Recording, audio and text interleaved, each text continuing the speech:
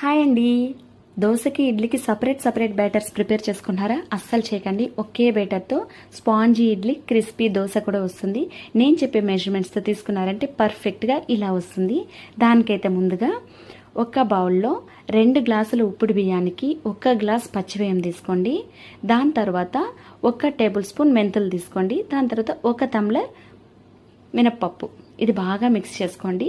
Mix చేసుకున్నాక నీట్గా wash చేసుకోండి. ఒక 3-4 టైమ్స్ అయినా బాగా బియ్యాన్ని బాగా గట్టిగా ప్రెస్ చేస్తూ ఇలా చూపించినట్లు బాగా నీట్గా కడుక్కున్నారంటే బియ్యంలో ఉన్న ఏదైనా డస్ట్ ఉంటే కూడా నీట్గా పోతుంది.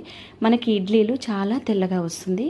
ఇలా కడుక్కున్నాక మనం నార్మల్గా డ్రింక్ చేస్తాం కదా, ఆ వాటర్లో నానబెట్టండి. ఎందుకంటే ఆ వాటర్తో మనము గ్రైండ్ చేసుకునేదానికి యూజ్ అవుతుంది. ఇలా నానబెట్టుకున్నాక లిడ్ క్లోజ్ చేసి పక్కకు పెట్టుకోండి. ఈవినింగ్ ఒక 2-3 అవర్స్ తర్వాత ఒకే పిండి ఒకే దాంట్లో మనం పెట్టుకున్నాం కదా, ఇట్లా గ్రైండర్లో వేసుకొని మిక్సీ పట్టుకోండి. ఇక్కడ చూపిస్తున్నాను కదా, నేను కొంచెం బరుగ్గా ఉన్నప్పుడే పిండిని అయితే స్టాప్ చేసుకోండి గ్రైండ్ చేసేది. ఎందుకంటే మనకి రెండిటికి ఒకే బెటర్ కాబట్టి ఇడ్లీ కూడా స్పాంజీగా వస్తుంది, దోశ కూడా క్రిస్పీగా రావాలి కదా. దాని తర్వాత నెక్స్ట్ డే మార్నింగ్కి ఫర్మెంట్ అయి ఉంటుంది కదా, చూస్తున్నారు కదా, ఈ విధంగా ఫర్మెంట్ అవ్వాలి.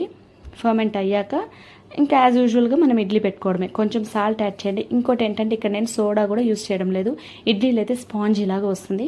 మీరు ఇక్కడ చూడండి, నాకు కూడా ఇడ్లీలు పర్ఫెక్ట్గా కుదురుతుంది. ఒకప్పుడు నేను ఇడ్లీ కూడా చేయలేను, అలాంటిది ఇప్పుడు ఇడ్లీ బ్యాటర్ చెప్తున్నానంటే ఎంత పర్ఫెక్ట్గా వస్తుందో చూడండి. ఒకసారి ఈ మెజర్మెంట్స్ బాగా మిక్స్ చేసుకున్నాక ఇడ్లీలు వేసుకోవడమే. ఇక్కడైతే నేను ఈ వీడియోలో ఇడ్లీ చూపిస్తున్నాను.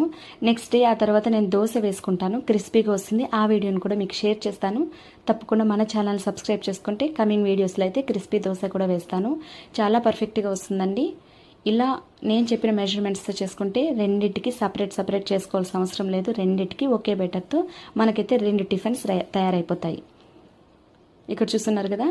ఇంకో టిప్ ఏంటంటే ఇక్కడ మీరు వాటర్ అనేది బాగా మసిలాక ఇడ్లీ పాత్ర ఉంటుంది కదా, దాంట్లో వాటర్ అనేది బాగా బాయిల్ అవ్వాలి. దాని తర్వాత ఇడ్లీలు పెట్టుకోవాలి దాని లోపల. ఇవన్నీ చిన్నవి అనుకోకండి, ఇవి పాటిస్తే తప్ప మనకి స్పాంజీగా ఇడ్లీలు రావు. ఇక్కడ చూస్తున్నారు కదా, నాకైతే స్పాంజీ ఇడ్లీ అయితే ప్రిపేర్ అయిపోయింది. మీరు కూడా ఇలా స్పాంజీ ఇడ్లీ కావాలంటే నేను చెప్పిన మెజర్మెంట్స్తో